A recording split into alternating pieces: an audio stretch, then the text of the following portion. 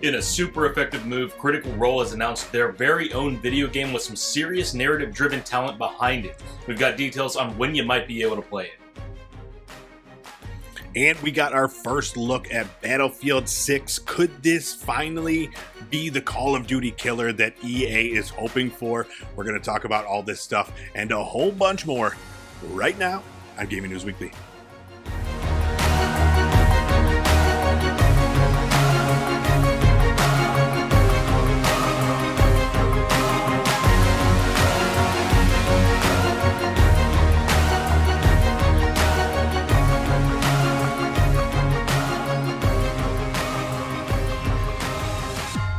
What's up, everybody? It's time for another episode of Gaming News Weekly, the best weekly video game news show out there. Every single week, we're bringing you the biggest things happening in the video game industry. You can find us on YouTube and podcast services everywhere. My name is Erect the Red, and as always, I'm joined by this man right here, Mr. Full Clip. What's going on, dude? How are you? How's it going? I'm doing all right. You? I'm doing good. Before we started, I was complaining. It's been very, very busy week, very busy weekend. It's very hot. So I'm like, really, I'm just excited to just be sitting in one place, getting to talk about some video games. So yeah, it's good.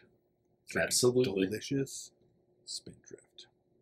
Oh yeah. Yeah, I've got some pretty good stuff myself. Definitely not some bottom shelf. The champagne. Yeah. The champagne of beers, yes. Yeah, dude. It's the bottles just taste so much better than the cans. It's crazy. I don't know why that is. Yeah, it's good. Good stuff. Specifically for that, for the High Life. Like, yeah, I could get a 30 pack of Miller High Life for like $16 cans, right? Yeah. I got to get if I want a 12 pack of the bottles, I think it's like $12 or $13. So it's quite like you're paying premium for those bottles when you do go that route, but it's totally worth it. Oh yeah. Yeah. I like sometimes getting the big tall cans. If you're going to go that direction, they're a little bit. It's like $9 or something like that, and you're getting the equivalent of a little bit more. But enough about beer. We've already gone over what was it? Beer Factory Simulator. What I want to talk about this week is a simulator that I tried out. That's true. I could talk about beer anytime, though. Oh, yeah. Well, last week was our, what was it on Steam? It was the Steam sale for, like, automation simulators or something like that? Yes. Right. And then this week is the Playway developer sale. And I haven't really checked it out yet. I need to get in there. It looked like there were some really good deals. Like, if you've never played Car Mechanic Simulator 2021, it's on there for, like, $15. Yeah. Some other games in there that I've played and really enjoy for like $6. So good stuff. But last week, some of those older ones you could get cheap right now. Oh yeah, for sure. Yeah, and then last week during that automation sale, I was checking out one that they had in the sale was King of Retail, and everybody in the comments, the reviews had a lot of good stuff to say about it. Just had a ton of hours into it, and then I noticed that not in the sale, but one that's available is the demo for King of Retail 2, which I believe is still like an early access game right now. So I figured I'd try that out and see where it's going. And to be honest, it's a little similar to all of the like little retail space simulators. I expected a little bit more out of it after the way people were talking about the first one, but it did seem a little bit the same. There is a little bit of jankiness, and this is just the demo of the early access.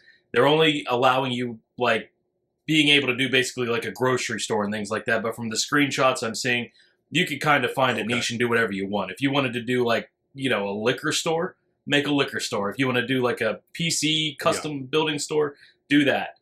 So I think there's a lot of potential in this. Seems like there's a lot of potential, and it's set up for, like, modding and customization. So do whatever kind of store you want and go on the Steam Workshop and grab whatever you want to do. That seems pretty cool. So I'm going to be checking it out in the future, maybe buying an actual copy of it. But I've ran my course with the demo for now. It seems like they're shooting themselves in the foot with this because every week you see like a new, very niche, like specific, like liquor store simulator or like pet shop simulator. So now it's like if this one encompasses like any of those stores, what's going to happen to the whole market? It's just going to be pandemonium. But that's very cool. Yeah, I do enjoy those. I like them. I like them when there's something that sets it a little bit apart from the other ones. You know, like with the trading card TCG store simulator. Like that one has like the actual game, like of the Pokemon style cards that you could play within the shop. So it's not just setting up a shop or whatever. And then there's like Alchemist Simulator where like you're setting up a shop, but then you could also do like, you know, potions and stuff. You got to grow your stuff. I like when there's like something a little bit that's setting it apart from the norms. So yeah, hopefully this has that and keeps coming back. For this one, I would say it's in the customization because it feels almost like you're playing like a Sims game at certain points. You're supposed to have like very, very fine detail control over things, like from your setup of your shelves, build custom shelving. I guess the way that you interact with employees once you're able to hire them. And then it's not really set in one shop. You're in a city and you can buy multiple properties. Where I was in the demo, I'm supposed to now buy like my HQ so that I can run several businesses. That's awesome. Okay. Yeah, that's cool. I like that it's getting more into the, you know, the nitty gritty instead of just the surface level stuff. So yeah, that's pretty cool. I like that. I almost bought, I've been really wanting to get that crime scene cleaner simulator or whatever from Playway. And that's on sale right now. I think it's like $15. So I keep like, it's been on my wish list and I'm waiting for it to like go just a little bit down because I have so many games, but that's one on my list that I really want to check out. But yeah, very cool. Report back if you do get the full thing, and I want to know exactly what you're selling, like just like adult toys or something like that. Is that a mod that you could do? Oh, I'm sure if you can think of it, somebody will make it on the Steam Workshop. I'm sure. Yeah. I think that full clips. Well, we won't get into it, but I've been playing kind of a simulator game as well, now that you mention it. Playing a game that came out a couple weeks ago. It's called Nightmare Shift. Now, this is, it was given to me from the creators of this game, and I only just now got around to it. It's a short game, but it is basically you're working at a hotel, and you are... you know, it's the night shift, and you're on this night shift at a hotel. So there's a little bit of that simulator aspect, you know, running this hotel, but it's like a very spooky hotel where like spooky things happen. And there's like lots of jump scares and puzzles, that sort of thing. The cool thing about it is that it's fully voiced, which you don't get a lot of from these games. You know, it's all done by voice actors, and every character is voiced. So it's like you could sit there and play it like you're watching like a movie or something like that. But the downside is that it absolutely has that specific jank that only simulator fans would know, where it's just like sometimes it's just not working. And there were a couple times, so now I'm playing it fully on my Steam Deck, which it's still on the Steam source as, you know, unverified or whatever. So it's not a verified game, but it ran just fine, as opposed to just a tiny bit of jank. And looking at some of the Steam reviews after the fact, it's you know, people are playing it on top of the line PCs, and it still has that poor optimization, poor performance. But I have fun. It's a great combination of kind of like simulator, walking simulator, puzzle game, horror game. Just enough of the story, just enough of a jump scare. I definitely recommend it. It is cheap too. I think it's like $8 or whatever, but it's only like you know, get 4 hours out of it. But if you are a fan of like simulators and horror, it has a good story, and it's worth checking out. So check out Nightmare Shift. Nice. So I don't think I've ever blended the two genres together, but I'm willing to try. Yes, it makes sense. You know, like why not add a little bit of you know, this is again the thing that sets these simulator games apart, is that, you know, you got to blend, like what was that? What Schedule one or whatever? Yeah, where it's sort just like, you know, simulator. You got that simulator part, but there's so much more into it. That's why I really want to still check that one out.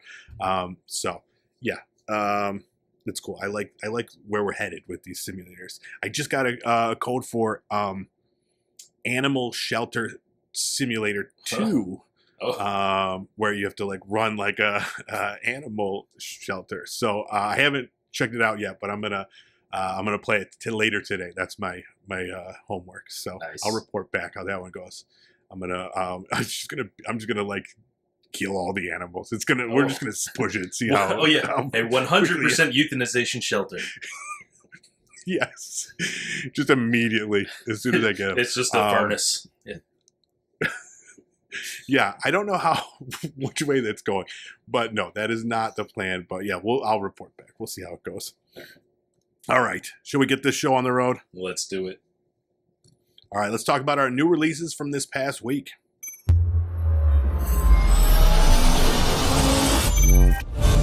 All right, first up, Wuchang Fallen Feathers came out on PC, PS5, and Xbox S and X. Came out July 23rd. It's a day one game on Game Pass if you do have that feature. It's a Souls-like action role-playing game. You play as this pirate lady who lost her memories but gained a whole bunch of feathers. So now she's got feathers on her arms and she does fighting.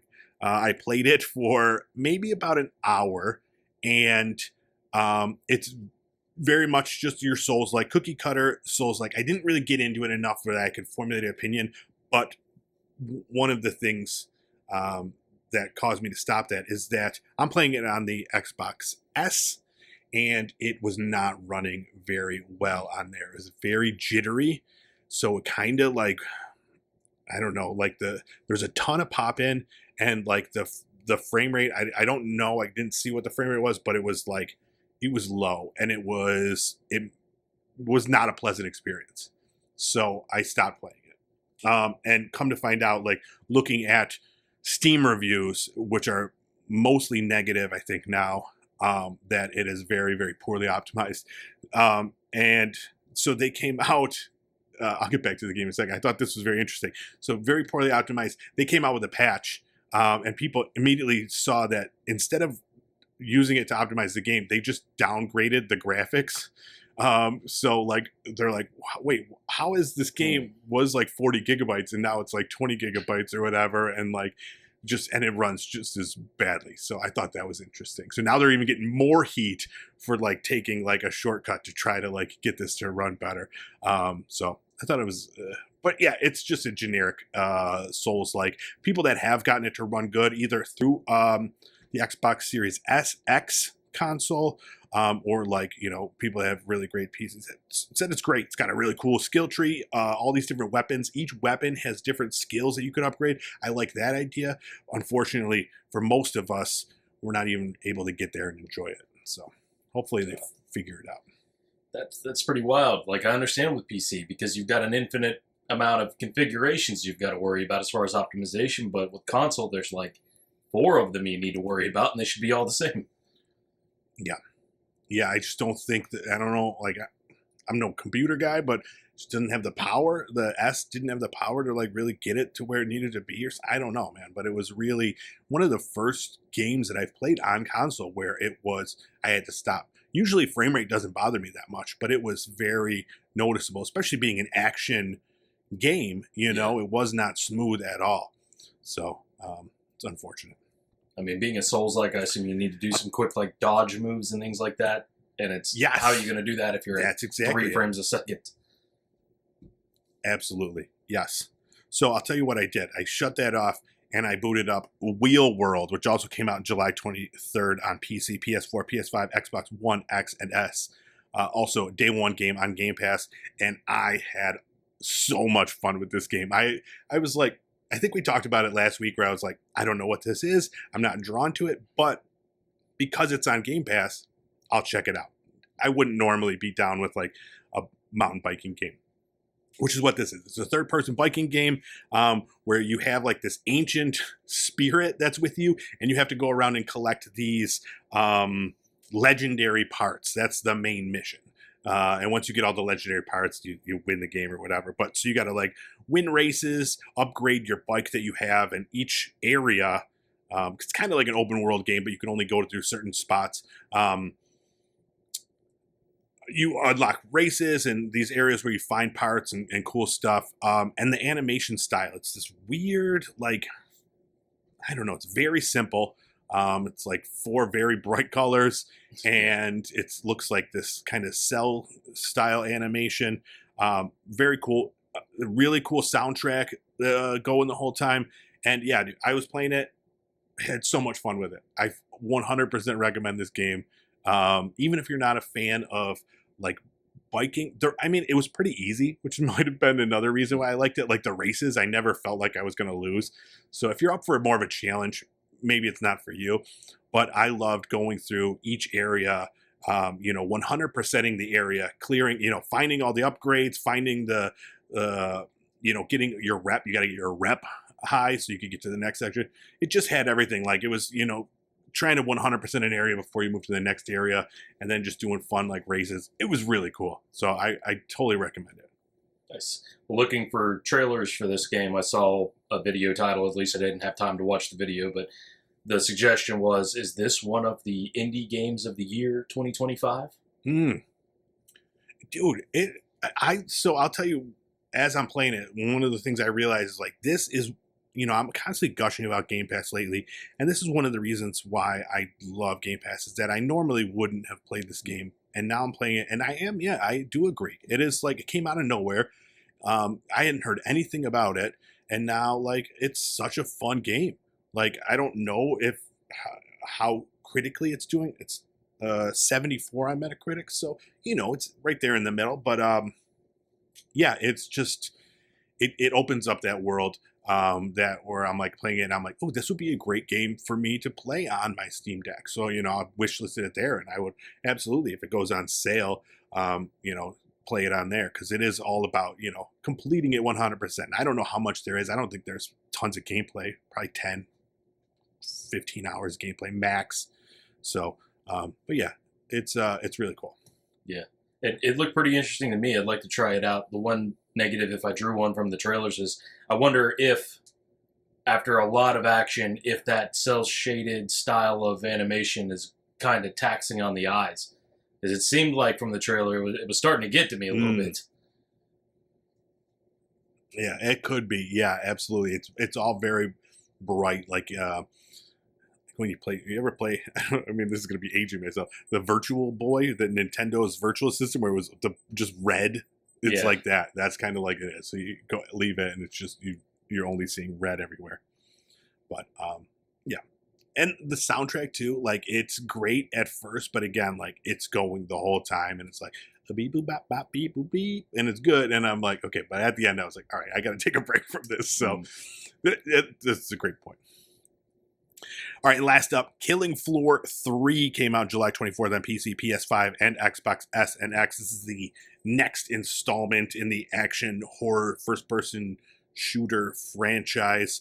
I'm not too familiar with them. I've never played a Killing Floor, but it's my understanding you kill like mutant people called Zeds, and you can play with up to 6 players in this one. So it's a fun co-op adventure. That's all I really know about it. I didn't do too much homework on that one. But, yeah, it looks cool. That's all. So, like, co-op zombie shooter, I'm down if I had a group of people to play it. Otherwise, I don't think I could get into it.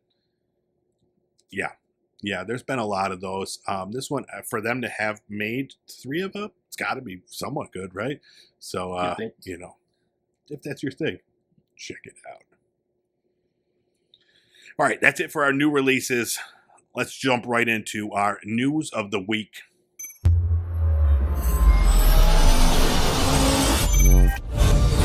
All right, first up, we got our first look at Battlefield 6. They came out with like a kind of a teaser trailer. Didn't show any gameplay, but got us excited for the prospect of what could be with Battlefield 6. I did then see a this is like right before we started. I was watching.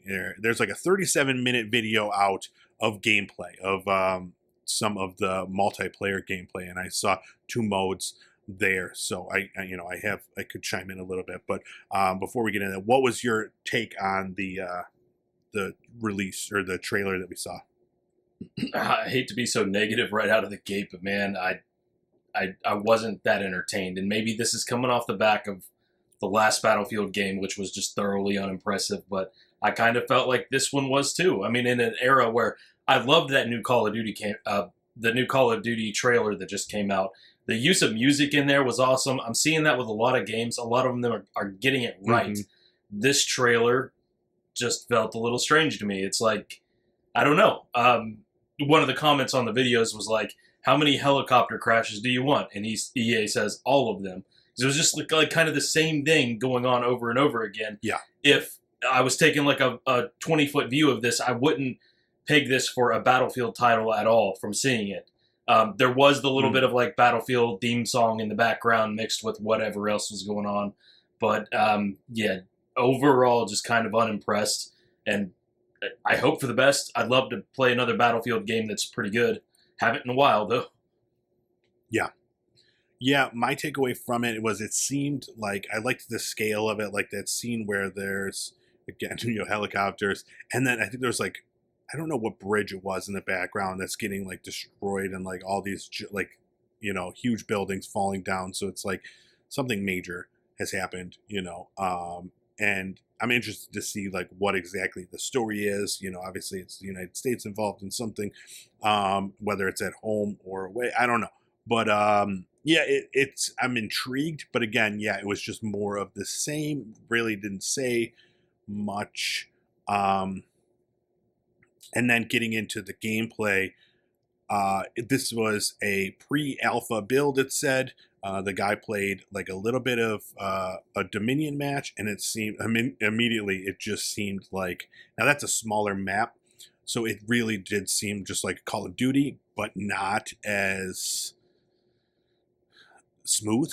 It seemed a little bit more, and that's kind of how I feel the Battlefield always was. It's just not as smooth of a game, and that's what they're priding themselves on. It's more, realistic, and has that, it's not, you're not sliding or jetpacking all over the place or whatever you have. So, but then they did have like a big one where the guy was driving around in a tank in this huge world, and that was cool because like, as he's destroying everything in this world, like he's running over cars, and you're seeing the aftermath and the buildings falling.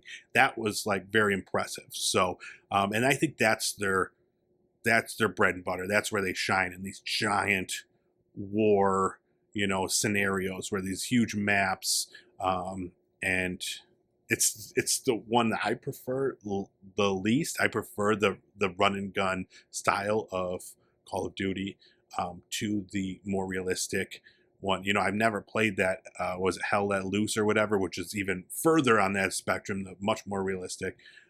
So yeah, I don't know. I don't know if this is gonna be what EA is hoping it's gonna be, and being like this Call of Duty killer.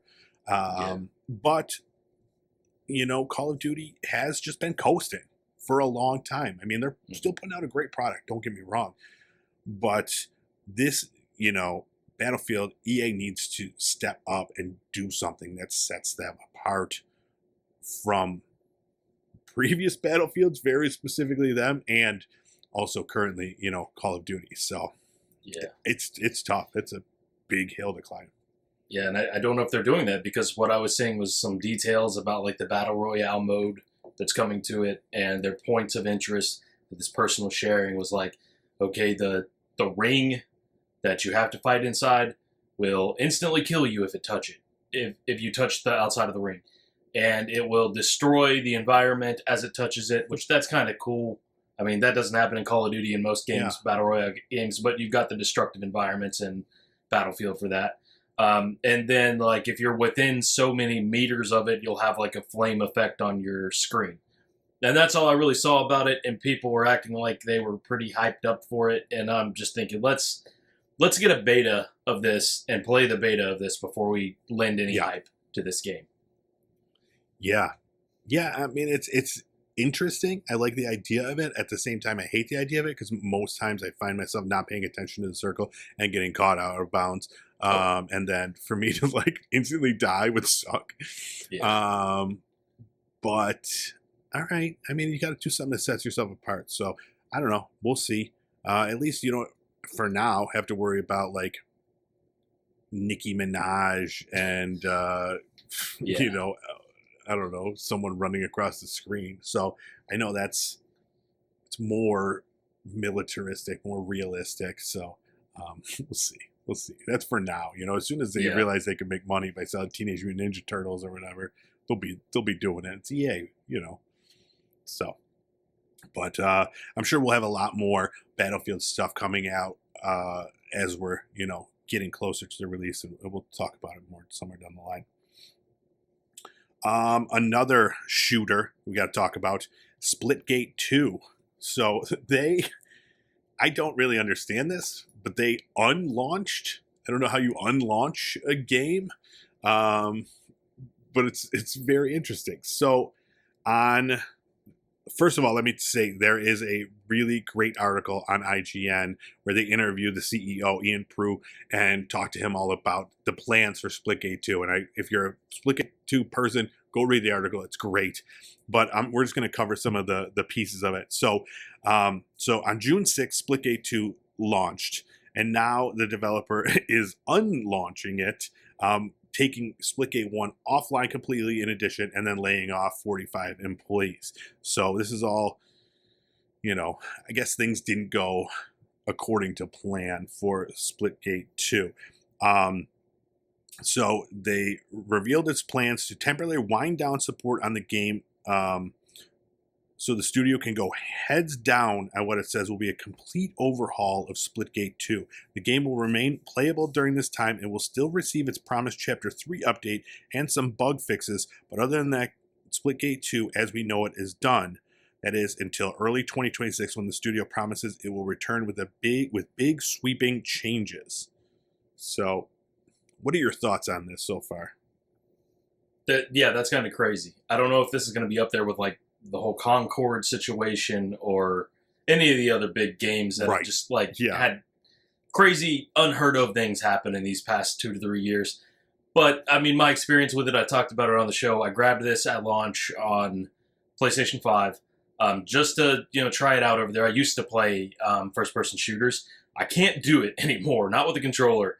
And I said that it was the game, or I said it was me and not the game at that point. But also at the same time, after getting in there, nothing really sunk its teeth into me about that game that made me think, well, I'll just go get it on PC so I can play with mouse and keyboard and then everything will be great. I mean, it's a free-to-play game. I could have done that, but I have no incentive to. And I think it's what a lot of people come down to with this game. What they talk about the problem is it's just kind of a lack of a system to get you interested and keep you in there. I didn't really see that in my limited experience with it. Yeah, absolutely. So, and it seems like part of this is that the CEO put something out on Reddit, on the Splitgate subreddit, asking like what the community wants, and they got a lot of feedback, and I think that's what this whole thing is about. They got a ton of things from the Reddit community saying like they want more portal walls, which was an issue that I had with it. It's like the first one, I feel like almost every single wall you could pop a portal on. This one, it was very, there was specific ones where you could. So it was less about that gameplay and more, just a generic shooter. And then more kind of like the monetization part of it right now, I guess it's just all over the place. There's just like, battle passes everywhere, and like nothing is streamlined, nothing feels good about playing it. Nothing, like you said, nothing is incentivizing you to come back and play it. I do want to read a few quotes from CEO Ian Prue. One of them I thought was interesting. It says, "This doesn't feel like a launch game as much as we want to pretend it was, and obviously we said it was. It feels like a beta. There's bugs still. There's features that are missing that obviously not every game has to have every feature, but there's certain things that should be in a finished product. There's too many bugs, and we're hitting the reset button." So, That's one of them. And they said, I think we've heard from the fans and from the gamers, they want something closer to Splitgate 1. And so I think for us, this feels like a beta. It feels like a beta to me. It doesn't feel like a launch. And I think we have to do a bit of a reset to actually listen to the fans, to the gamers, and address the feedback, fix the bugs, implement the features that should have been there on day one, but also make some big changes that the Splitgate community wants. So, yeah, we'll see what the community wants, and if they do come back from this definitely reminds me a lot of multiverses. You know, they did the same thing, went back, came back later, they were out for, I don't know, maybe close to a year at that time. I don't know how long it was, and then the game shut down. So we'll see. We'll see what happens with Splitgate 2. Maybe the guy he learned, he won't wear a stupid hat this time when they go to relaunch the game. Because I feel like that, pissed off a lot of people too. Yeah. Remember his hat, the make FPS great again or whatever? Right. And what was it at the Game Awards? He threw some shade at Call of Duty. This ain't your grandma's Call of Duty or something. Yes. Yeah. So, yeah. A lot of hype for a game that just didn't stand up to that. I don't know what people really want out of it. I mean, Splitgate 1 felt like a fun, OG Halo title with portals. Right. And if you're not delivering on that and you're trying to, go too far in your own direction, I don't know. Trying to be, narrative driven and give people background on the characters. It's not what we're there for. It's multiplayer. No. And that was, the gunplay in that game was so tight, and that's what felt good about it. That's what drew people in. It felt good. You didn't have all these different abilities, or it was. Then they came out with the battle royale, which I don't think really. I didn't try that at all, but I don't think that lived up to anybody's expectations, or even anything that they wanted. But maybe it was just too much, too fast, and they do need to get back to a more simple idea like Splitgate 1 was. Right, and I think this could have been saved by something we talk about every once in a while. Have a beta, ask for feedback, change the game, and then release it, rather than have a beta so that you get people to play the game, then release the same game, and then have to shut your game down. Which is kind of what they're doing with this one, just in a weird way. The launch was the beta, and now they're unlaunching, and now they're going to have a relaunch. So, yeah, crazy. It's crazy. But just lastly on that, he says, it's brutal, but we're not going away. We're not quitting. We absolutely love this. We love every single part about it, the good and the bad. And we've been here before, and we've come out the other end. And we're going to just keep doing what we can to stay alive. So we'll see if that's true when they do relaunch in 2026. I have to wonder how the other 45 people feel about that right now. Very good point. Yeah. So I don't know if that was because that is mentioned in the same breath with Splitgate 1. They're no longer running that at all. So I don't know if those 45 people were maintaining that game or if they were also part of the Splitgate 2. I don't know. The whole thing is strange. But hopefully this works out for everybody. All right, next up, Sony has acquired 2.5% share in Bandai Namco. So this is really exciting. I didn't know, again, I'm not business savvy, so I don't really know too much of what that means as far as what it's going to do for, is this, do we own Elden Ring now at Sony? Is this a thing? But no, it seems, as looking into it more, so they bought 16 million shares, about 2.5% of the company's total, for about $465 million. And then reading further what it seems like they're going to be doing, it says the press release that was put out emphasizes that Sony will produce and distribute anime and other video content based on Bandai Namco's intellectual properties. So, that seems to be the focus. Now, I'm sure, they're shareholders in the company. I'm sure that will affect games or something, but according to this press release and this purchase, that it's more focused on creating videos based on the current properties. So maybe we'll have a Elden Ring anime or something somewhere down the line or something cool. So, yeah. But I mean, it's a good. I'm okay with it. And with Bandai Namco, it goes a lot further than that. I mean, my background is filled with Bandai Namco shit, and having deals with Sony, I'm sure we can have some, all the Sony properties you've ever wanted to have model kits and figurines and everything else. I'm sure you'll be able to have that soon.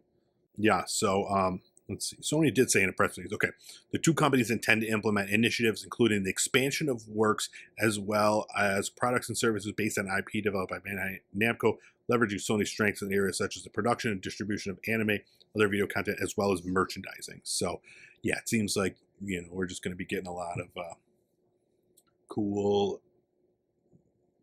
lunchboxes and anime series from old Bandai Namco stuff. So, yeah, very cool.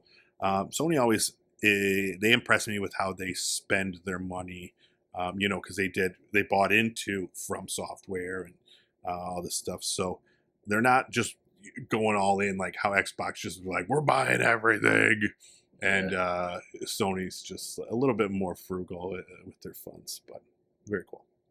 All right, next up, Critical Role is branching out into video games. So if you're not familiar, Critical Role is there are a lot now, but they started as a podcast doing like a D&D session with all these voice actors from animation, video games, that sort of thing. And they've grown to, they have the animated series, The Legend of Vox Machina on Prime, which is a great show.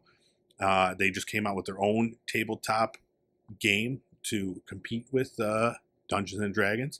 And they got a new animated series coming out that was just shown off at the San Diego Comic-Con. So lots going on. And now they teamed up with Ad Hoc Studio to create a video game set in the world of Exandria, where their tabletop games are set. So I'm excited. Do you follow these guys? No, I've always known of them, but I've never watched. Just never been that interested in watching somebody else play D&D. Right.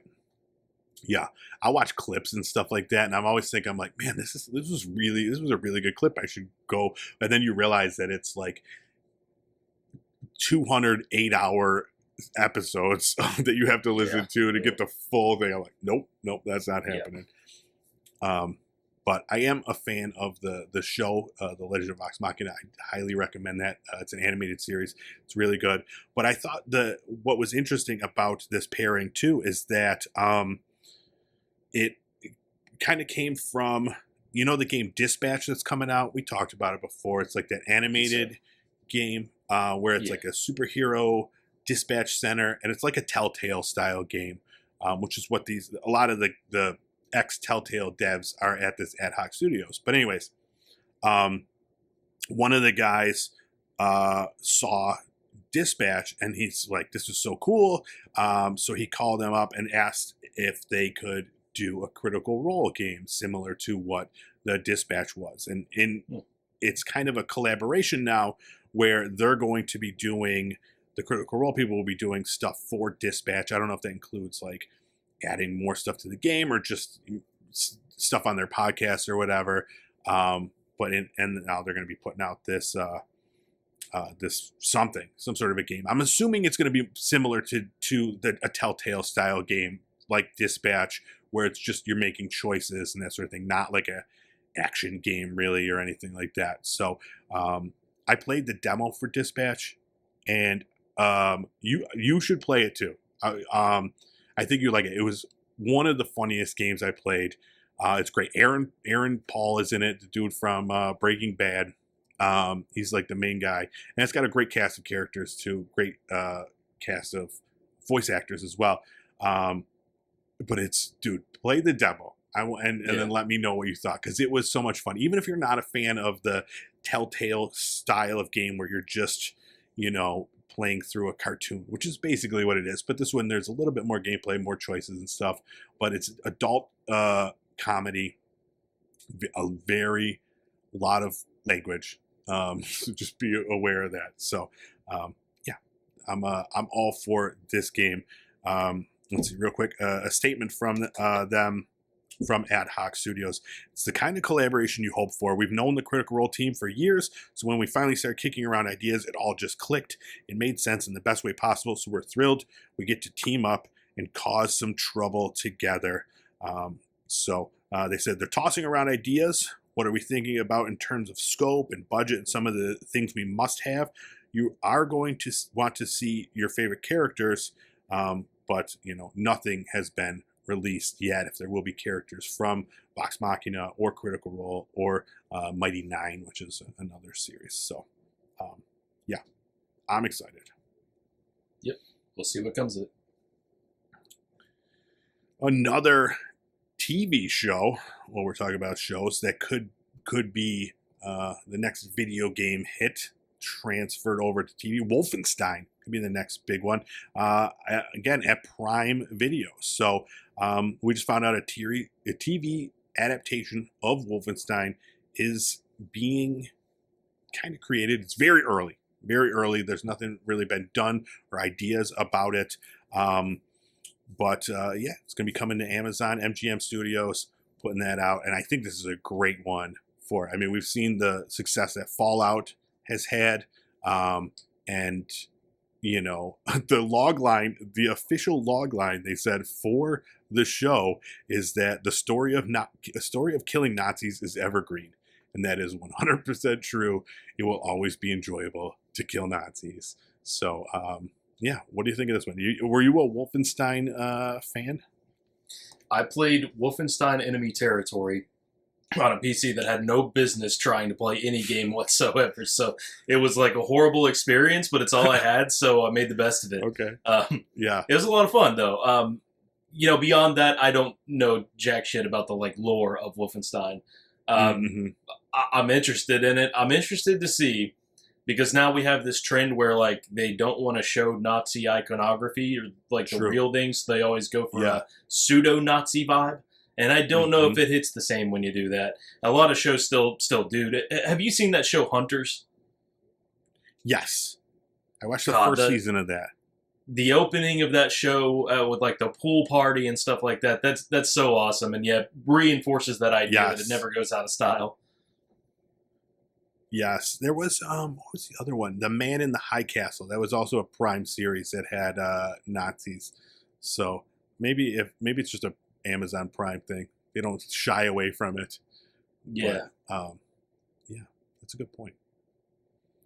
Yeah. So I don't know. You should play the newer Wolfenstein games. Some of the best first-person shooter campaigns that I've played. They're real quick. I think you can finish them in 8 hours.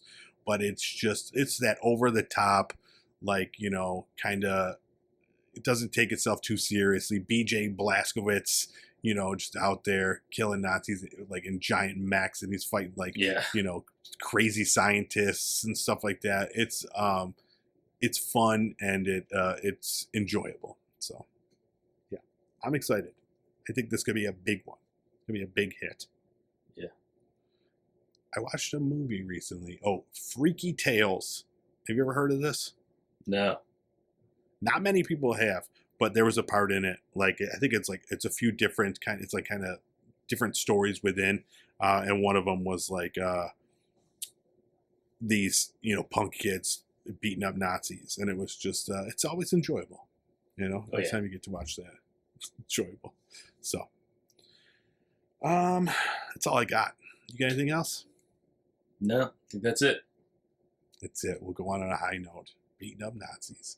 All right. Well, thank you so much for checking out this episode of Gaming News Weekly. YouTube, you can find this show at Pop Culture Playground, and podcasts, anywhere podcasts are found. Just type in GNW, and it will be there. Just click subscribe, and then boom. You don't even have to worry about it. It's just always there. That's a big deal. You got to hit subscribe so that it's always there, because you're going to forget. We're here every week. And then you're going to be like, wait a minute, I don't know shit about PlayStation this week. And then you got to go and find it. And then you hit subscribe. So you'll get there. And then, we're on TikTok. And that's about it. I gotta get more out there. Every week I say the same thing. But, and every week I'm going to say the same thing. It's summer. This is this is E-Rock summer that they call it. I got to work. I get my tan. I am getting, look at that. Look at that complexion. Start. All right. Thank you so much. We'll see you next week. Bye bye.